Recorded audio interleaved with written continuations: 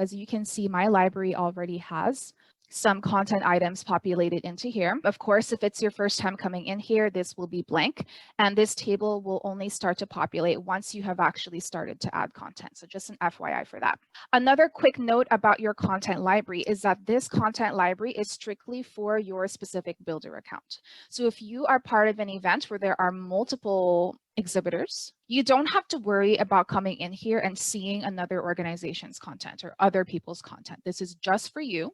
This is just your organization's content. So it's pretty much restricted to just you. So that should not have to be a worry. As I said, you have a table here where your content items will populate. So content item is the term that we use for any kind of asset you are loading into the library, whether it's a video, an audio, a PDF, an Excel, anything under the sun that can be possibly attached to a room.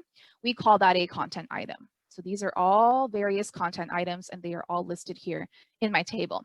Something else that is useful on this page are these filters up here, and they are through drop downs.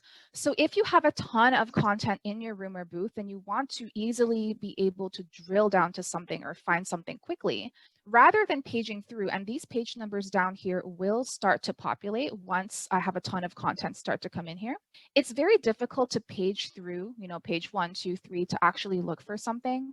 Rather than doing that, you can utilize the filters up here. That is a much easier way to drill down to a piece of content, whether it's typing in a keyword to find something or drilling down to just videos, for example. So I would advise that you take advantage of those.